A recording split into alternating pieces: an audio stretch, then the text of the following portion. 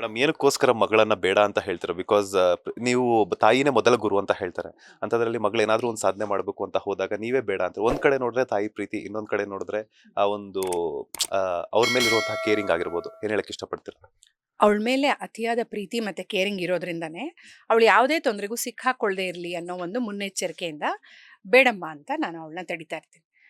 ಯಾಕೆ ಅಂದರೆ ಅವಳು ಕೇಪಬಲ್ ಆ ಹುಡುಗಿ ಬೇರೆ ಏನು ಬೇಕಾದರೂ ಆಗ್ಬೋದಾಗಿರುತ್ತೆ. ಒಂದು ಬ್ಯಾಂಕಲ್ಲಿ ಆಫೀಸರ್ ಆಗ್ಬೋದು, ಕಾಲೇಜು ಸ್ಕೂಲು ಟೀಚರ್ ಆಗ್ಬೋದು, ಅಥವಾ ಬೇರೆ ಯಾವ ಪ್ರೊಫೆಷನ್ ಆಯ್ಕೆ ಮಾಡಿಕೊಂಡ್ರು ಬೇಜಾರಾಗ್ತಿರಲ್ಲ. ಇದನ್ನು ಯಾಕೆ ಬೇಡ ಅಂತ ಹೇಳ್ತೀನಿ ಅಂದರೆ, ಸಮಾಜಘಾತಕರು ಅವಳನ್ನ ಎದುರಿಸುವಂಥ ಪ್ರಸಂಗ ಏನಾದ್ರು ಬಂದರೆ ನಮಗೇನು ಬ್ಯಾಕ್ ಬೋನ್ ಇಲ್ಲ, ನಮ್ಗೆ ಯಾರು ಸಪೋರ್ಟ್ ಮಾಡೋದಿಲ್ಲ, ನಮಗೆ ಸಪೋರ್ಟರ್ಸ್ ಯಾರೂ ಇಲ್ಲ ನಮ್ಮ ಬ್ಯಾಕ್ ಸೈಡು ಅಂತ ಆ ಭಯಕ್ಕೋಸ್ಕರ ಬೇಡ ಅಂತ ನಾನು ತಡಿತಾ ಇರ್ತೀನಿ. ಹಲವಾರು ಪಾತ್ರಗಳನ್ನ ಮಾಡಿರ್ತೀರಾ. ಸೊ ಆ ಪಾತ್ರಗಳಿಗೂ ಈ ಪಾತ್ರಕ್ಕೂ ಏನೆಲ್ಲ ಚೇಂಜಸ್ ಇದೆ ಅಂತ ಹೇಳ್ಬಿಟ್ಟು, ಏನು ವಿಶೇಷತೆ ಇದೆ ಅಂತ ಸರ್? ಪ್ರತಿ ಪಾತ್ರಕ್ಕೂ ಅದರದೇ ಆದಂಥ ವಿಶೇಷತೆ ಇದ್ದೇ ಇರುತ್ತೆ.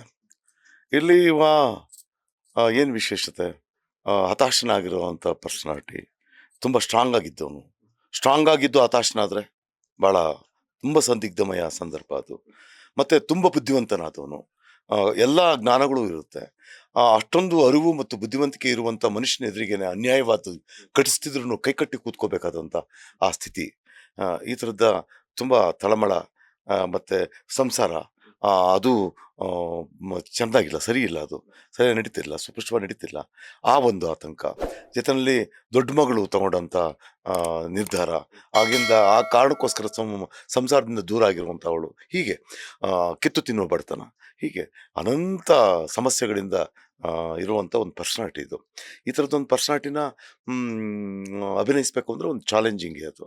ಹಾಗಾಗಿ ನನಗೆ ಆ ಥರದ್ದೊಂದು ಎಲ್ಲ ಸಂದಿಗ್ಧಗಳ ನಡುವೆ ಸಿಕ್ಕಾಕೊಂಡಿರ್ತಕ್ಕಂಥ ಒಂದು ಪರ್ಸ್ನಾಲಿಟಿ ಪಾತ್ರ ಮಾಡೋದಕ್ಕೆ ತುಂಬ ಇಷ್ಟಪಟ್ಟು ಮಾಡ್ತಾಯಿದ್ದೀನಿ. ಲೇಟೆಸ್ಟ್ ಹಾಗೂ ಇಂಟ್ರೆಸ್ಟಿಂಗ್ ಸುದ್ದಿಗಳಿಗಾಗಿ ಬಾಸ್ ಟಿವಿ ಕನ್ನಡ ಚಾನೆಲ್ನ ಸಬ್ಸ್ಕ್ರೈಬ್ ಮಾಡಿ. ಹಾಗೆಯೇ ಬೆಲ್ ಐಕಾನ್ ಪ್ರೆಸ್ ಮಾಡಿ. ಇದರ ಜೊತೆಗೆ ಫೇಸ್ಬುಕ್, ಇನ್ಸ್ಟಾಗ್ರಾಮ್, ಎಕ್ಸ್ನಲ್ಲೂ ಮಿಸ್ ಮಾಡದೆ ಫಾಲೋ ಮಾಡಿ.